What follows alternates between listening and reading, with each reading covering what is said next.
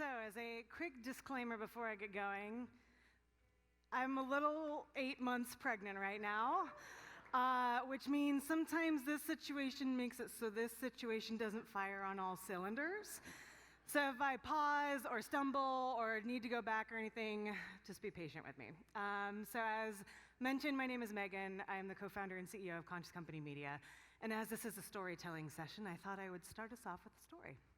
So March 23rd, 2014, I go out to dinner with one of my best friends, and I had just done my MBA with a focus on sustainability.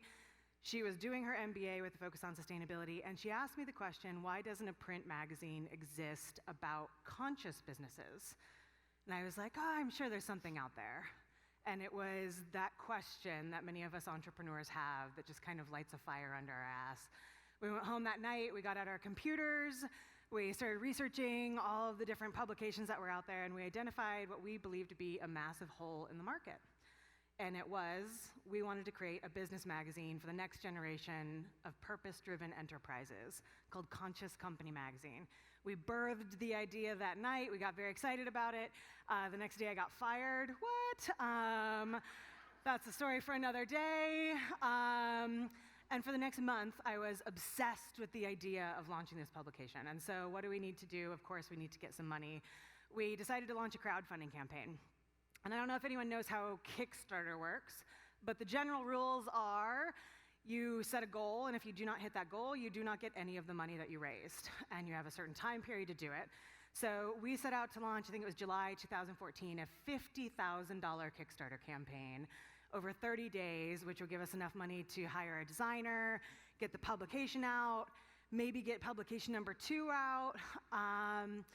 And we did all the things you do with a Kickstarter. We sat in the backyard, we made a cutesy little video about all the reasons you should support us. We're young women, we're launching this thing, it's gonna be a media company, it's great. And we launched. It was like July 23rd, 2014. And the first couple weeks were incredible. All the friends and family are coming in.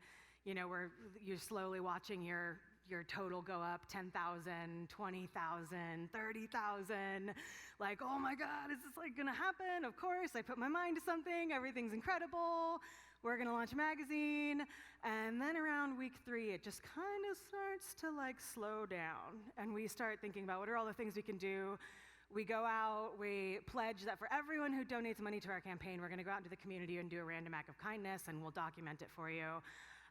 Nathan Havey, who many of you have been introduced to, who hosted the evening last night, he hosted a launch party for us where at a brewery, we did like the thing where we got the chalkboard up and we were like, yeah, like you make money and you donate money, and we like tried to get everyone super excited to the point where they got us to the $50,000 mark, and that didn't work. We begged, borrowed, stealed. We reached out to my co-founder's rich uncle. We did all the things that we could think of. And on the final day of the campaign, we're at $41,788. Like, we're getting there, we're close, and I've watched way too many movies. The Hail Mary moment, this is the moment when it's about to come, yes? So we sit down, and in the last 2 minutes of your campaign, it literally starts counting down by the second. It's like a bomb timer, and it takes up the whole page of your Kickstarter. And we sat there after 30 days of willingness and oh my God, and all the things, and $50,000 is gonna happen, something's gonna come in. And it counts down, 3, 2, 1. Your campaign has been unsuccessful. And we lost $41,788 on August 23rd of 2014. And to say that we were crushed would be an understatement. We sat there both just sobbing on the floor, knowing that this was the end of the dream, this is kind of the end of the line. We put like months of work into this. I went home, my husband had worked from home that day because he knew that either way he needed to be there to support me to celebrate or support me to like feed me ice cream and pet me and take care of me. I got into my robe, I got the Netflix, I did the things, I felt very sorry for myself, and I watched, someone knocked on the door, and I didn't want to see anyone, and I like peeked out the window that was next to our front door, and I saw socks with sandals, which means it could only be one person, it was my dad. So I opened the door, and my dad, he's like holding a box of hummus and cheese and crackers and a potted plant and like some dessert.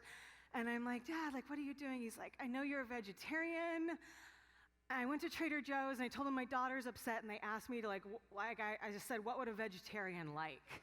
And I was like, okay, like, A for effort, Pops. He comes in, we sit on the couch, and he gives me what he believes to be is the consolation speech. The like, you tried. Good job, kid. We're super, super proud of you. Like, way to put yourself out there, because as you can imagine, doing a 30-day Kickstarter campaign in front of all of your friends and family and then failing miserably flat on your face, it is not only failing, but it is very publicly failing. You're failing in front of everyone you know and love, and them watching you fail is very hard. And so my dad, he has this he's tears in his eyes, and it was in this moment on the couch when I think he was trying to convince me to go get a real job that I had the epiphany, this isn't over. So I'm curious at this point in the story, is anyone interested in understanding what happened next? Cool, I've got you hooked. This is where the inspiring storytelling piece comes in. Because I have failed so poorly, you guys want to hear what happened next. We'll just fast forward 5 years into a 2-minute condensed version. We launched another Kickstarter or crowdfunding campaign on Indiegogo. They have an option where you can just raise as much money and then you just get to keep it, but then you have to give a larger chunk to Indiegogo. We ended up raising $20,000, hired a designer, got the first issue of the magazine out. We got picked up by every Whole Foods in the United States. Woo!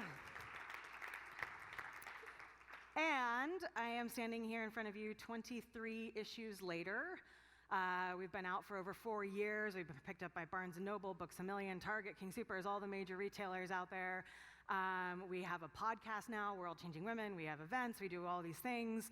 And I always look back at that moment sitting on the couch with my dad and realizing that that was the moment that I decided that I wasn't going to stop. So, as part of my role, I just realized that didn't start. Sorry. The timer didn't start, and if we could let me know how much time I've taken. So as part of my role, I book people for our podcast. I book people for our events. We do the stories in the magazine, and people always, always, always ask me, what are you guys looking for in a story? And the pitches that I get, as you guys can imagine, are all over the place. No common denominator themes. And so what I was here to help you guys think through is how you can tell your story in a little bit more inspiring way. How you can catch the attention of people who are out here looking for stories to tell. And so when we look for inspiring stories, as it's a very obvious one, like think of all the movies you've seen, the number one thing we look for are people who've overcome obstacles or failure. But this is not the story that we're taught to tell in business. The pitches that we get are, look at this bright, shiny thing that I'm launching. Look at all the success I've had. Everybody's trying to put your best foot forward. It is fake it till you make it. This is what we are taught in business to do. But if you want to tell a truly inspiring story, the overcoming of adversity, the overcoming of challenge, and the lessons learned, when you take lessons from some time when you've fallen flat on your face, of which I have had many in my career, it is a gift that you're giving to the people around you so that they don't have to repeat the same mistakes. So we're looking for stories where people are overcoming adversity and challenge. A couple examples of this, Zara from Monty Kids, who I think is here and will be doing a workshop tomorrow. She spoke at our Women's Summit this year about what it was like to fundraise as a Muslim who was also pregnant. Can you imagine going into those rooms? And she spoke from the heart. She was vulnerable, she was open, and she talked to us about the real feelings of what it was like to do that. Also, Biggby Coffee was one of our most tremendous stories that we've had in the print magazine to date. And they talk about a time when they did an internal employee survey and found out that their employees hated working for Biggby Coffee. Hated it. They felt like their souls were being ripped out of their bodies. And so they tell us that story in the magazine of what they started to do, and they speak from the real place. We also are looking for people who are trying something brand new. And we get pitched on a lot of people who are saying, you know, we have a new CSR effort, or we're doing a new philanthropic effort where we're partnering with Habitat for Humanity and we're giving them $100,000. To us, that is not new. CSR, philanthropy, that's kind of old hat at this point. We're looking for new models. We're looking for brand new ideas. The most recent one we had was 2 weeks ago at our Conscious Company Leaders Forum. The True Colors Brewery folks came in, and if anyone hasn't heard the story, I think you probably will in the next year of your life. This man has created a model of a brewery in Wilmington, North Carolina. He was sick of the gang violence, and so he decided to bring in 8 of the 9 leaders of the rival gangs in Wilmington, North Carolina, give them jobs at the brewery, all at leadership positions, with 2 rules. 1, they had to stay in the gang. 2, 0 shots fired. And in the last 18 months that he's been piloting this model, there have been 0 shots fired in Wilmington, North Carolina as a result of this new model that he's piloting. That is interesting to us. So in terms of inspiring, when you're thinking about telling your business's story, I often tell people, tell me about the worst moment you've had and what you learned from it, or tell me about something new and exciting that you're about to try that you're scared shitless of. Those are the 2 things. And so what I would love for you guys to do is just silently take 2 minutes right now and really think about either what was the worst moment that you've had in your business career so far and what were maybe 1 or 2 lessons that you learned from it, or what is something new and exciting that you guys are about to try that you are really scared of, that you'd be willing to document the true and real progress of what it would actually look like to go through this. So just take 2-3 minutes, silently reflect, and then if any of you guys have good stuff, of course, send it to consciouscompanymedia.com.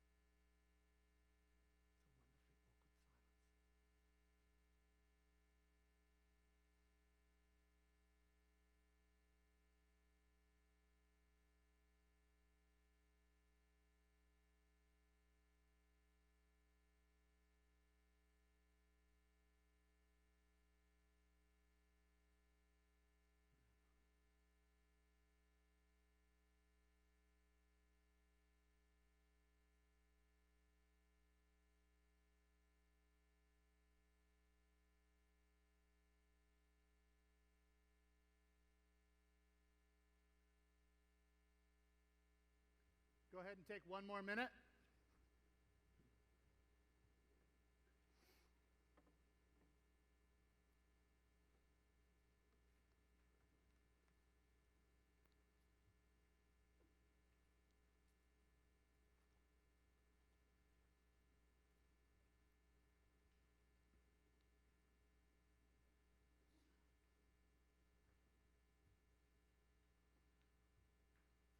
Start wrapping up.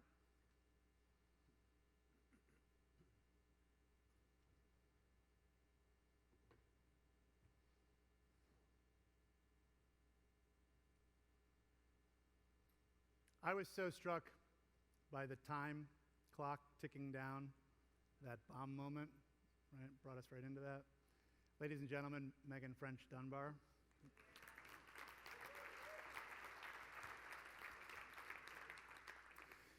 So my name is Corey Blake, and I'm up here to talk to you about transformation through storytelling. And the structure of this is I'm going to share for probably 6 or 7 minutes a client story that invited me into a different approach to accessing purpose and values, which then leads to forms of transformation. And then I'm going to lead you through a couple of quick exercises to get some participation. And because I'm not sure that the context was offered before, after me, Simon's going to come up. He's going to do something similar where he'll do some exercise time, and then we'll have a little bit of time left for Q&A for all 3 of us. Cool? So Terlata Wines is a wine distributor They distribute about 100 different brands. They're a $375 million a year company. And they came to myself and my team and presented this label of two men at opposite ends holding pistols, 20 paces apart, with 7 witnesses in between. And this is that lovely bottle here. It's substantial. It's like a nice heavy bottle of wine. At the end, if anyone wants to come up and hold it, feel free.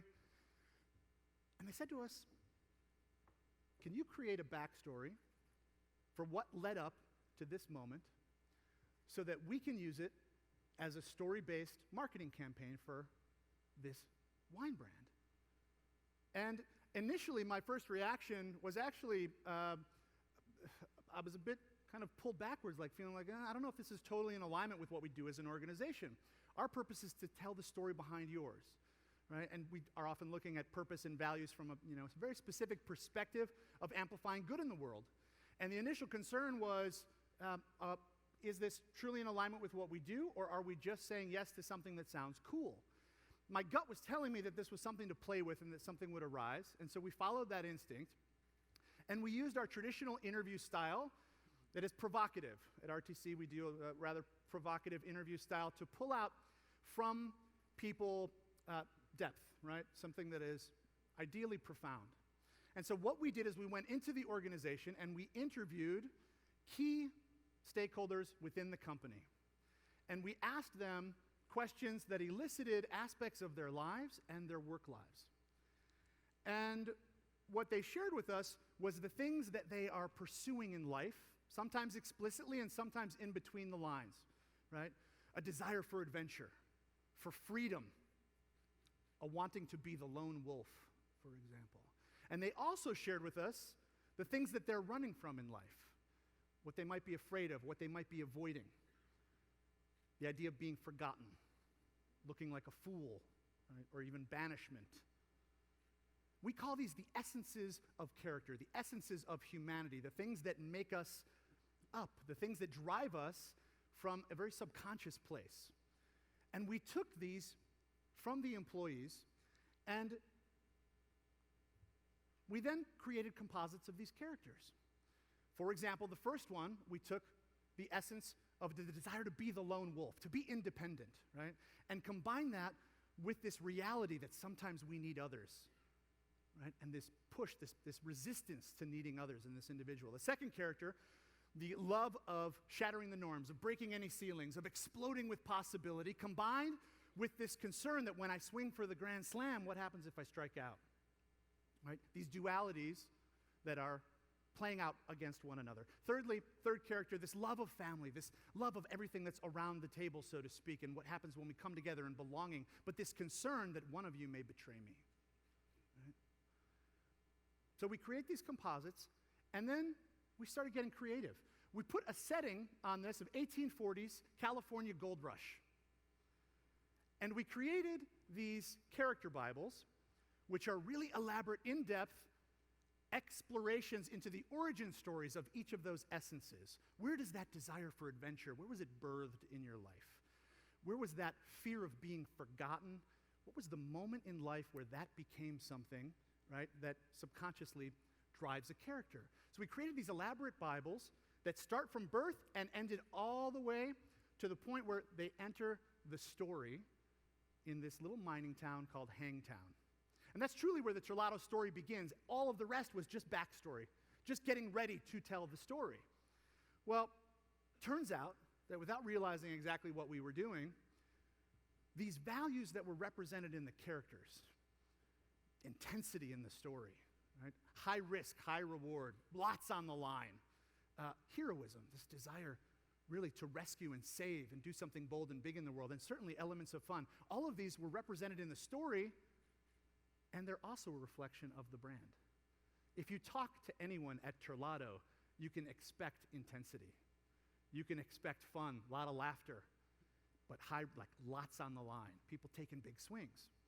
So it turns out the story of Dueling Pistols, which is the name of this wine, is the story of the company. But what I'm finding most fascinating is actually it's an incredibly honest version of the story. Way more honest than the company probably would have been willing to tell if we had done it in a nonfiction way, right? To share those shadow sides and those fears is not traditionally something that we do oftentimes in business, and we captured it in a way that they were comfortable with how it's being put out. The result of this is that these fears and desires, love of being a lone wolf, fear of needing others, that's the company's story. Right? The love of shattering the norms and this fear of looking like a fool, that's the company's story. This love of family, this fear of one of you betraying me, that is the company's story. It's a family business, for crying out loud. Right? It's the company's story. And so what we've discovered is that transformation is catalyzed by stakeholder magnetism, meaning that as we start putting out stories that attract our people to us and push away those who are meant to play in another sandbox, transformation is starting to occur. We put out intensity, we put out high risk, high reward, we put out fun. If you're uncomfortable with that, you're not going to be drawn to the company. But if you are somebody who's a lover of any of those, you might be super intrigued and finding yourself drawn in, right? So then it's accelerated by heightened engagement. People who are on this project at Terlato are walking around with a 6-inch binder of all of the backstory, and it is literally labeled top secret.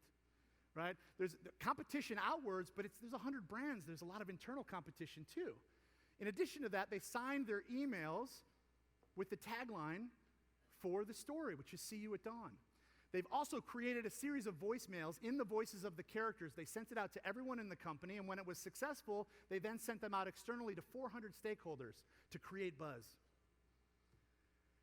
Additionally, transformation is made efficient when we reduce waste. And what happens is when we're attracting more ideal stakeholders and we are repelling stakeholders who are not aligned with us, adding higher engagement, there is simply less waste in the system. There's less resources that have to go into dealing with headaches from bad fit. Lastly, transformation is mirrored back to the organization as truth when other people start owning the story. You take authenticity, you multiply it and amplify it by creativity, you create fascination, sincere curiosity, at least from your tribe. In this case, we are 6 months away from even launching this story, and Shanken News, which is the industry-leading publication for wine, has already put out a story last month. Forbes put out a story last week. We've just been interviewed by Inc. magazine. And like I said, 6 months from even launching this, PR company hasn't even touched it yet. Natural intrigue already created. So the question that I'm living with as I'm looking at the grander scheme of this and how this impacts everyone who's on the conscious capitalism journey, who's interested in telling their story, is what does this reveal as the key to you telling the story of your business? And it's tension. It's the tension that exists between what it is that we are in pursuit of, what it is that we are desperate and hungry for, in combination with what it is that we're trying to avoid, wanting to hide, desperate to run from. Happens at the individual level, happens at the organizational level. There's a tension that exists in between those two things, and that tension is your story. And that story is your company. If you have the courage to explore these things and these areas, you can find what is driving all of the behavior in your organization, and you can project it out in a way where you truly do attract what it is that you're meant to be doing, opportunities that you're meant to be receiving to help you get further into creating more of that ripple that you want to create. So we're going to take a couple of minutes here to do some quick exercises with you guys. So I'm going to ask you, we're going to take 15 seconds, you're going to work with me because we have to move on to Simon shortly. So 15 seconds to sit across from someone who you do not know and certainly do not work with. Take 15 seconds to do it, and then I'm going to call your attention back to the front. You just sit across from each other right now, say a quick hello. You're nailing it. You're so close. This is great. Perfect. Awesome. Sweet. And start bringing your attention back to the front. All right, I'm going to invite your attention back to the front. If you can hear my voice, raise your hand. If you can hear my voice, wave. Thank you so much. Okay, so the person who is sitting closest to the stage, or if you are even the person who is closest to that end, is the question asker. Your question is, what does your organization love? You're going to ask that question repeatedly over the course of 1 minute to your partner. As the partner, your job is to succinctly excavate what comes to you. Try to keep it to a few words at most. This is not elaborate paragraphing, right? We're just kind of like, it might not even make sense to you. Just try to unearth whatever comes to you. The person who's asking the question, if by chance they land on something that you feel hits you in the gut, you can start asking the question why. And that's your deeper entree, okay? You take literally 1 minute to do this with your partner. Question, what does your organization love? And if you get to it, the question of why. Go ahead. What does your organization love? What's that? What does your organization love? What do you love? Love. So we'll probably have, You doing right over there, Simon? we'll have like 10 minutes for Q&A. Yeah. Right. I'll dash I through feel this. like they started us a little late, because my They did. story only took like 5 minutes in my room, so. Mine too.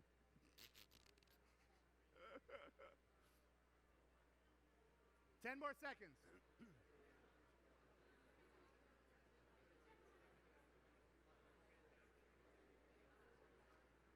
Find a way to complete this cycle. Do they turn the mic on or do we turn it off? Say thank you to your partner. Express some gratitude. And switch. The person who was asking the question before is now the recipient and will answer. You get the routine. Take 1 minute.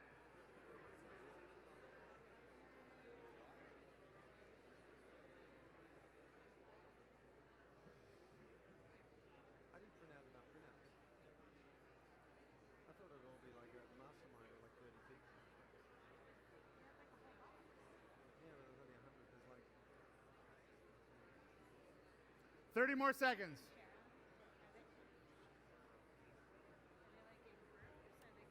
no. I just think the tables at the front get it. The ones in the back, not so much.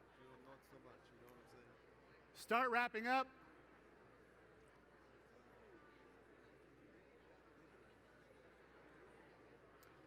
Express gratitude to your partner.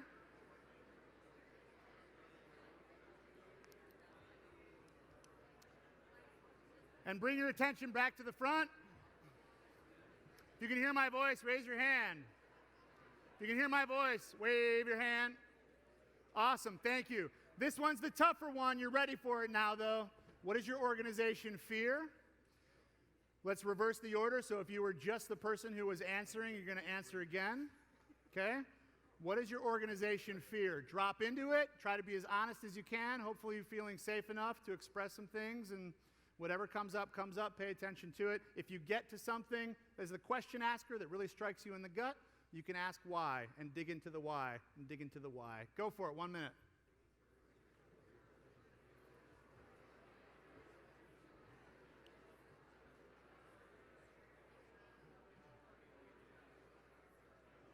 My goodness.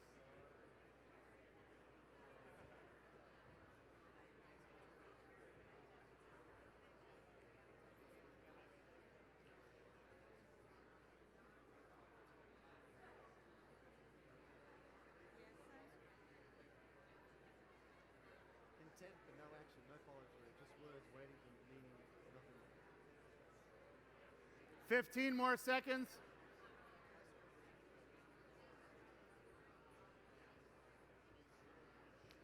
Start wrapping up. Thank your partner. And switch.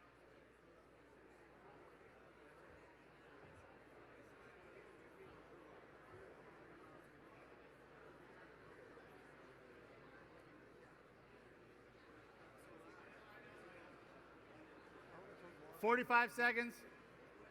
making it successful. Just from a strategic point of view. Not that you need it. You got my head thinking about it. 15 more seconds. And start wrapping up.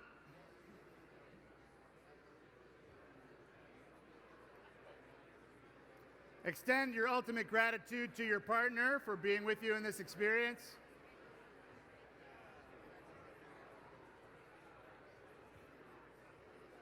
And then bring your attention back to the front of the room. If you can hear my voice, raise your hand. If you can hear my voice, wave it around. Awesome. Hope that was illuminating. Take a quick second to jot anything down that comes to you as Mr. Simon Mainwaring takes the stage. Everyone thank Corey. Hi, everyone. So, firstly, we've identified and sort of examined the power of story to hook you in, to get your attention, as we heard from Meghan. And then we've heard about transformation through Corey. What we're going to look at now is scale. And as Amanda kindly mentioned in the introduction, I have a company that works with a lot of purpose leaders like Tom's and Virgin and Timberland and so on. And what that allows you to do is to get some pattern recognition around what works and what doesn't work in terms of growth through purpose, growth through being a conscious leader. And so I want to share that with you. And we have a limited amount of time, so this is going to be like a speed date with scale, how to scale your storytelling. And to that end, on many of the tables, you'll see there's a handout here which has 4 key questions on it that we're going to address. There wasn't quite enough to go around. Please do share if you don't have one. If you don't have one at all on your table, please raise your hand, and we're going to share some with you. And then share kindly. Don't do this, but effectively do that. Share with each other, and we'll dash through this. You can also email me, and I can send you the slides and the handout afterwards if for any reason you don't get it. So, raise your hand if you don't have one. Let's dive in. And so, when we look at a brand, we look at it through 3 lenses. From a strategic point of view, what are you saying and how do you say it? Secondly, we look at it from a culture point of view. If it's not true inside the company, it doesn't matter what you say outside the company because you'll get called on it at some point by consumer or media activism. And then thirdly, your advertising, your communication. How do you tell that story in a way that's scalable?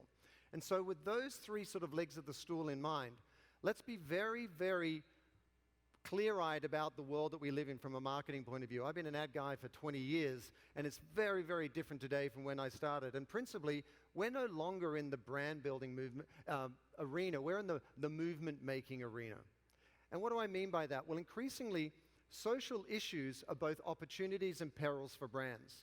If you stand for something higher than yourself, you've got an advantage in the marketplace. If you're not clear about what you stand for, you leave an information vacuum that could be filled with misinformation, and you can actually be taken to task over that. So it really changes the role of marketing because now brands are defined by their values, and your products, rather than what you lead with, are social proof of those values, and the impact you have legitimizes what you say in your marketing. And for all of us who've marketed to different degrees over the years, you probably quickly recognize that that's very, very different. It used to be you'd lead with your products or services or benefits, whatever they are. You might point back to your company. But ultimately, you really do need to lead with that higher order thing you're of service to and position the company and why it exists as a subtext of that. With that in mind, well, let's look at some examples. And these are well-known examples just to show that this isn't really thought leadership, my opinion, but something we see as part of our lives today. You've got, when the government shutdown was going on, you saw Delta, an airline, pay for federal workers to keep the Martin Luther King Jr. Park open on the anniversary, on Martin Luther King Jr. Day. When did an airline pay for federal workers? When did that happen? As a doubling down on their values. You saw, Colin Kaepernick and Nike celebrating social justice and, police brutality, addressing police brutality to African American and black folks. This was an issue that became top of mind across all the press in the country. And then thirdly, you saw, this issue of toxic masculinity more recently with Gillette. And there were some problems with the way they approach it, but they certainly did this sort of whiplash from being a company that celebrated being the archetypal male to being somebody that really wants men to look at their role for all stakeholders in their lives in a different way. So this is the new normal. We really need to be playing a meaningful role in service of something higher than ourselves, so we're relevant and meaningful to people's lives. So, fundamental shift in your mindset. If you constantly think about building a brand, you're going to miss the opportunity to lead a movement. And so what does that mean? Well, very simply, a lot of us in this room talk about our purpose. We talk about our purpose as we should. But one of the challenges we've experienced with a lot of brands is they see that as the end of something rather than the beginning of something. Your purpose in truth needs to be a slingshot for a movement that has impact, that in turn legitimizes your purpose and so on. It creates this virtuous cycle of doing good and in turn doing well, as opposed to the expression which you usually hear, doing well by doing good. You need to do good and in turn do well. And so how do you go about that? We're going to quickly walk through these 4 stages, and this is like an out-of-body or in-body experience about what is the mindset that we see working inside these top purpose leaders, and then what's the architecture they create through their marketing to achieve that, to execute against it. So let's look at goals.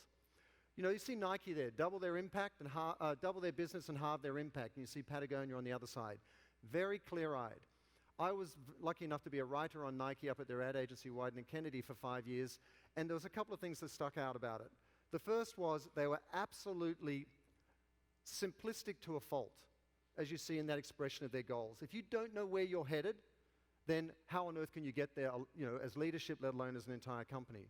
But above and beyond that, you know, one thing that struck me about the Nike and the agency was the audacity of their ambition.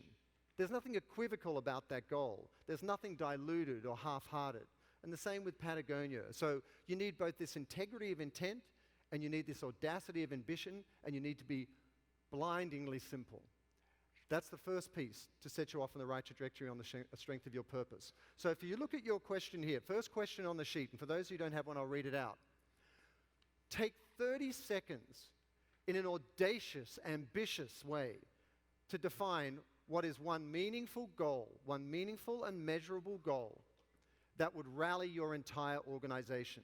And don't censor yourself. We're not trying to get it right at this moment. We're just trying to give you the experience of thinking in the way that those who are driving growth through purpose are doing it, so that you can unlock the value of being a conscious leader. So what is one measurable and meaningful goal that would rally your entire organization? So just take 30 seconds to write that down. Be bold, be swashbuckling, whip out your sword and use a big fat brush. What is one big, bold goal that you could achieve? 30 seconds.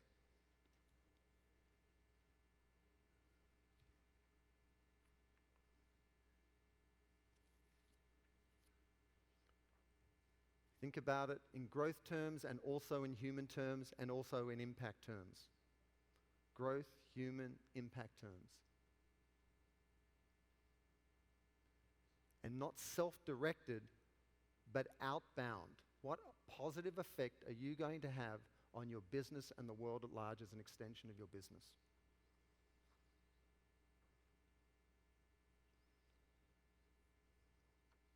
"15 seconds left. 30 seconds is not what it used to be. It's getting less. 10 seconds. God, the pressure.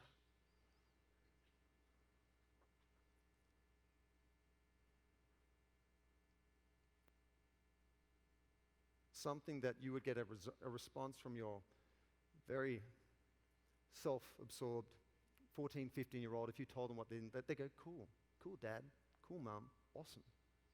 What's that bold, audacious goal in human impact and growth terms?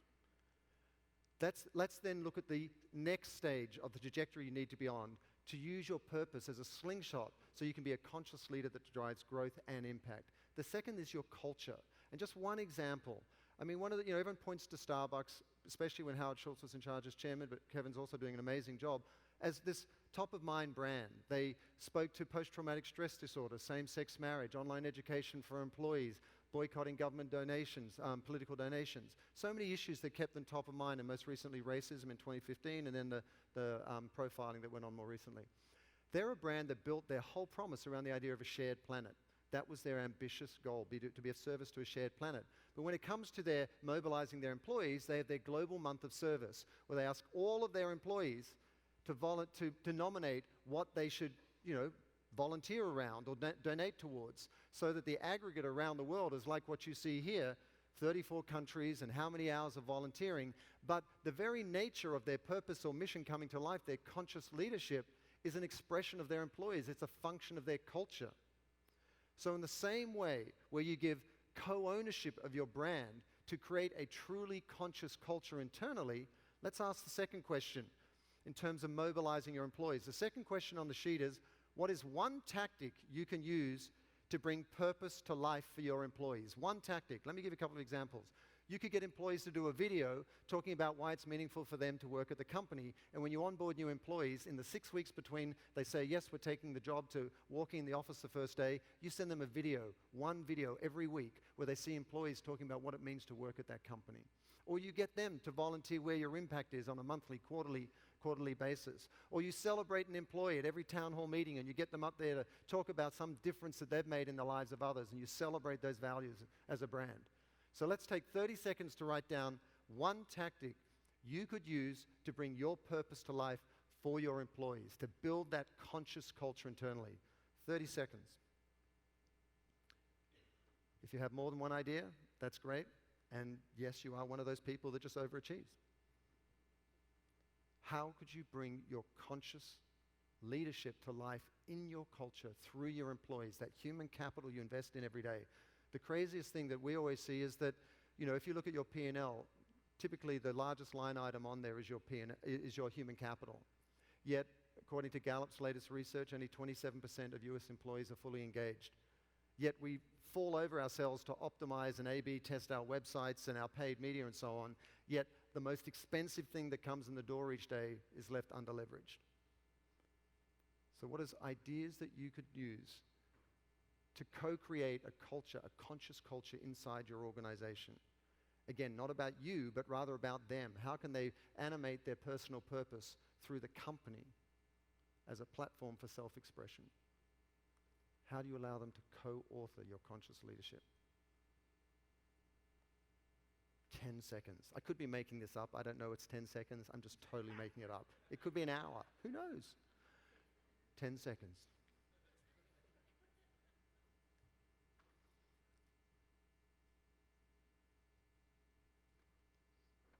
And as we wrap that up, let's then look at the next stage of the movement. And I hope what is probably, I'd love you to be taking away here is that typically brands, even when they're purposeful, make a fundamental mistake.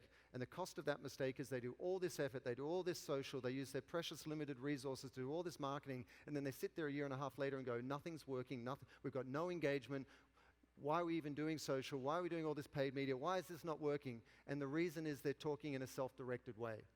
They are standing there going, this is what the company does, this is what our employees do, and so on, instead of getting off themselves and onto the impact and saying, here are the lives we are touching, and let's celebrate those lives. Here's what our stakeholder community is doing together.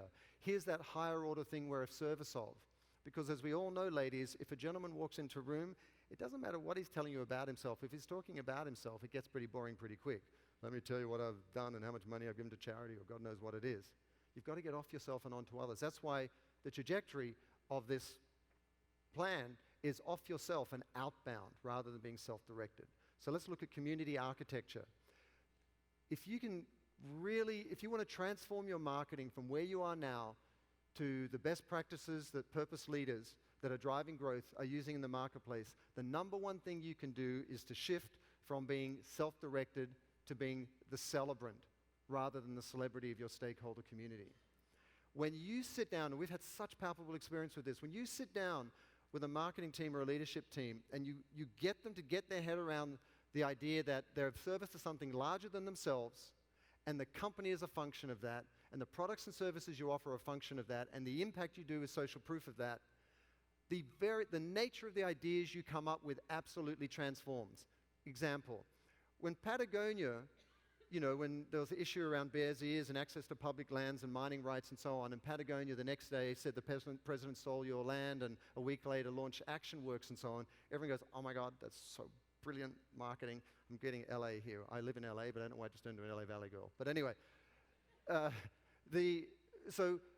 everyone at Patagonia, who we know quite well, they're like, we're not marketing. What are they talking about? We are just authentically committing to who we are as people. We're just showing up in an authentic way. And when you look at your purpose as a verb rather than as a noun and you put it to work, you stop marketing and you start building a movement around what you care about. So when a circumstance, either planned or unplanned, as in this case with bears' ears, comes up, you go, we've got to show up. And how do we show up in the most legitimate, authentic, integrous way possible, given the circumstances? So the power of this work is that it stops you having to think about how you're going to sell your products and services and how you're going to market. Instead, you just got to show up authentically, whatever that looks like. And then all your competitors will go, oh my God, so incredible. How did you think of that? Great marketing. You're like, not really. We're just being true to who we are. Does that distinction make sense? It's the difference that makes all the difference in today's marketing when no one trusts advertising, no one wants ads in their Facebook feed or Twitter stream anymore. Who wants more ads in their life? Is there anyone? That would be a radical position to take these days. So you need to be the celebrant rather than celebrity. So let's have a look at examples. You know, when Patagonia wanted to launch a new range of clothing, they had the insight that the fabric you wear is not just literal fabric, it's the fabric of your life, the emotional fabric of your life. So they got their consumers, their customers, to tell the stories of the journeys they went on in that clothing. That's why you and I've been married 26 years, I've got clothes I won't throw away because there's certain things, emotions invested in that fabric. That's why dads have that old jacket they won't throw away and they mow the lawn in or God knows what. It's because there's something special about it. They unpacked those stories. They co-authored the brand's story to bring them to life in a way that a true integrity and authenticity. Secondly, collaboration. If you're thinking about how to get off yourself and onto others, work with others. So Everlane, you know, they've got their platform of radical transparency, and they wanted to go into Canada, and they didn't have the money to go into Canada, so they did a crowdsourcing platform which said, could you give us $200,000 to go into Canada? And then within a week they had 200,000. Meghan, I'm so sorry. Damn it. The point being, the days are gone when you have to do it alone. If you take a collaborative mindset, you can reach out to your stakeholder community and achieve things that weren't even possible before. And so they got $200,000 to go into a new market, and it actually deepened the relationship with their consumers because they had an active role in the success of the company. Why? Because they all believe in the higher order message, which is radical transparency. So it actually served all parties very well. And thirdly, partnerships. So co-authorship, collaboration, and now partnership. So Ben & Jerry's got together with Tesla and did the world's ugliest cross-promotion, and they painted the Tesla in Ben & Jerry's colors. I'm surprised they didn't save our world. And they drove across the country collecting signatures around climate change with a vase. And, you know, it just shows that both companies were committed to something larger than themselves. And so the third question here is, how do you create community? What is one public-facing expression of your purpose you'll rally your brand community around? What is one public-facing expression of your purpose? For example, here on the handout, you see that Airbnb is now asking its hosts to open up their accommodation for free to refugees. That's not marketing. That's an authentic expression of their commitment to universal belonging. So Airbnb asked hosts to open up their homes for free to refugees. What is one public-facing thing in terms of what you stand for, what is at the heart of your conscious leadership that you could do? Again, all bets are off. Just put something down that inspires you. Go, God, we could do this. Wouldn't it be amazing if we did this? Just put that down so you can have a visceral experience in the mindset that is driving growth through being your conscious leadership today. Going to have the world's shortest 30 seconds to do that. It's like the half-life of technology. It's shrinking visibly before our eyes. 10 seconds to go. These timer clocks down here are hard taskmasters. 10 seconds ago, what is one thing you'd love to do, where if money, resources weren't an object, where you could just show up in the world in a way that just inspires you and fills up your entire team? And then finally, society at large. Every brand has a unique opportunity today to transcend their products, their services, or category to shape culture. And we saw some examples at the top of this. What does that look like? Well, brands that are truly succeeding are leading cultural conversations that make them meaningful and relevant to people's lives. So, in the most parody category of all, soap, which is all the same product, just with different fragrances, we all know Dove over the years, the last 14 years, has led a campaign around real beauty. And that's all they've ever done. Once you've defined what your purpose is, and you're leading a cultural conversation that inspires a movement to that end, then your marketing, the way you connect with people, the reason you're meaningful to all these different stakeholders, whether it's introducing different images of beauty, whether it's de-photoshopping women, whether it's getting police artists to draw an illustration of what a woman says she looks like versus what she really looks like, they're all different expressions of the same conversation.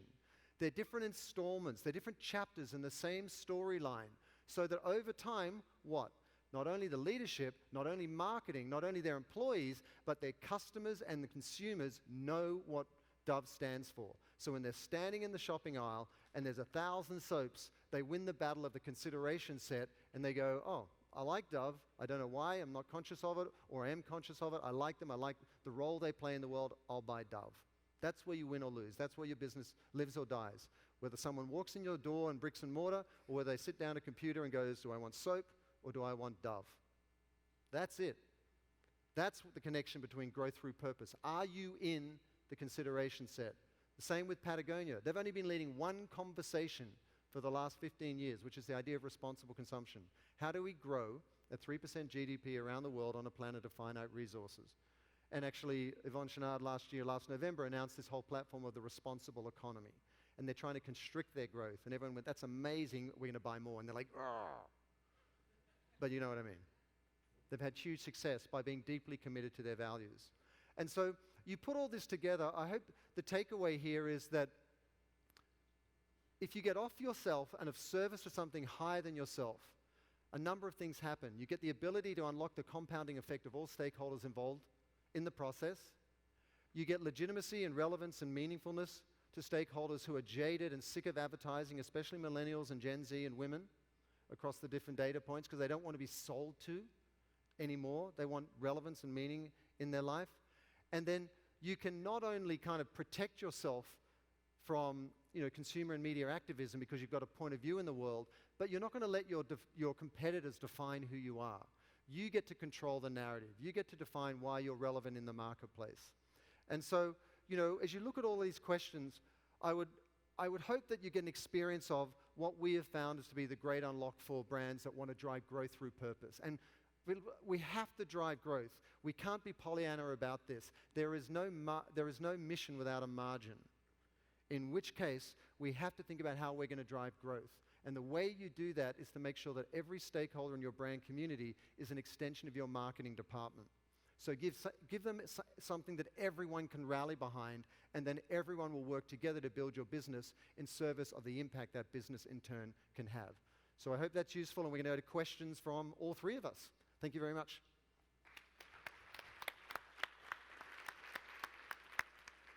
So I guess what we're going to do now, there's some running mics here, and we would like you to ask your most pointed and sort of difficult questions that you can, whether it relates to the power of story and how to capture people's attention, whether it relates to how do you transform your brand and business to be in alignment with your authentic truth, and how you transform the organization in line with that, and then some of the things that I shared as well. Please fire away. And this is a chance for us not only to help you, but also to help everyone in the room. So don't be shy. Please do volunteer whatever questions you have. Hi, Rob Lederer.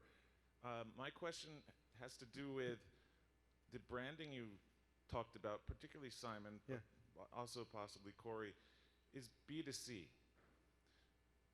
We're a B2B business, Sure. and what we sell has to work. Yep. And it has to work, and it's a big buy. And as much as we lead with our values, I don't get the same impression that our customers are going to buy from the same place because it so has to work.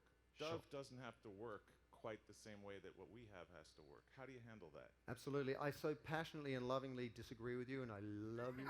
No, what I would say is that used to be the case at a very clear level. B2B almost escaped. It was behind the scrutiny of the retail marketplace. But here's what's happening. Consumers and the media are looking behind the retailer or the consumer brand and saying, who's making it? Who are they working with? What are they making? And what are their values? And what we're experiencing, we work with a lot of B2B companies like Avery Dennison, which is a big plastics and materiality company and things like that.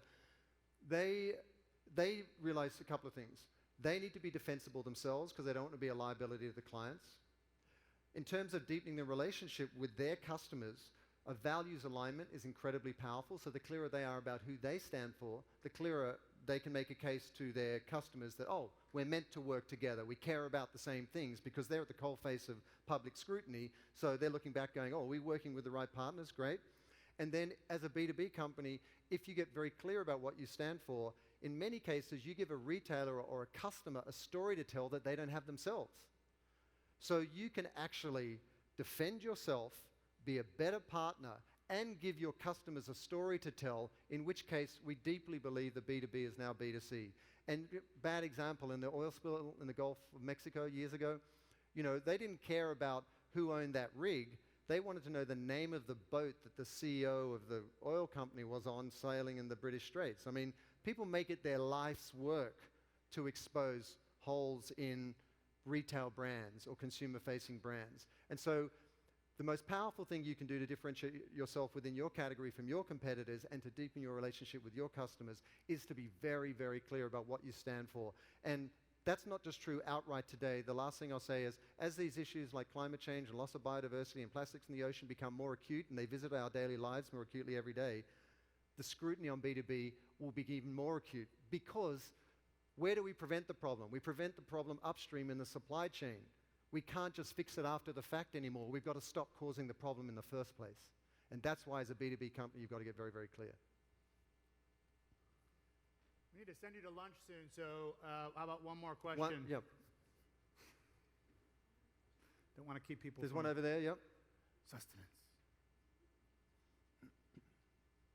While the microphone's making its way, Rob, I'll just say in response, I think it starts human to human. It's not to say that the data and the argument doesn't need to be convinced in certain ways, but it first starts with, I think, touching and recognizing and connecting in that capacity. It's a little bit of a simplistic response, but I think it's valid, at least to a degree, to consider. Yep. Hello. My question is this, is that, if you look back to the traditional business paradigm, which is the purpose of business is shareholder wealth, and you reach forward to what we're talking about here, which is the purpose of business is stakeholder well-being. And in between is a kind of a humanistic, middle 50s kind of culture. But how do you address this to businesses that are still back into the shareholder wealth? Money making for the owners is really the fundamental purpose of what they listen to, compared to people who already have a sensitivity to the stakeholder, social responsibility ethic as well. You guys, Meghan, you want to? I mean, first thing that comes to mind is that the larger companies that are, especially public companies that have the shareholder-centric orientation, they don't have the option to not pay attention to the up-and-coming generation. They are about to become obsolete if they are going to be solely focused on shareholder supremacy with the exclusion of stakeholder orientation, because the up-and-coming generation, especially women, this is why they buy brands. And so that very, very short answer, but that's where we generally start advising people. But I'd say I'm not interested in that conversation. I know other people are, and it's important that they are. I'm more interested in where there's less resistance, in helping to expand and move it forward to a tipping point where the rest gets carried with it. And the last note I'd add to that is that this is not, there's no clear answer, because this conversation is fluid, from being pure shareholder focused to stakeholder focused. We're in transition right now, so there's always going to be different parties with different persuasions. That said, if you need to make the business case to those who have largely a shareholder focus exclusively for all the right reasons, there's three things you can do. There's a lot of data to support the business case for doing this across impact investing and a company being sustainable in terms of long-term growth and all that good stuff. Secondly, you unlock their competitive instinct by showing them what competitors are doing, because suddenly they feel like they're missing out. And then thirdly, you show them, well, what this could do to unlock, what this could unlock for the business if you did do it, and what it could cost you if you didn't do it. And therefore, you've got data to stand on, you've got competitors to kind of benchmark against, and then you've got the opportunity and the opportunity cost.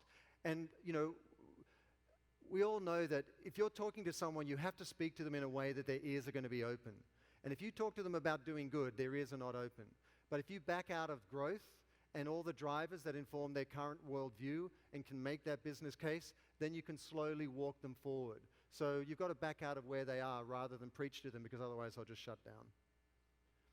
And yes, we have one other question. I think we have two hands. What do you do with two hands? You've got to answer. Two hands. Was that a question? Is there a mic there? Or was that celebration for lunch? I'm not sure. Oh, thank you. Thank you, everybody. Thank We'll you see so you at much. lunch. Any more questions, please ask. We'll be around.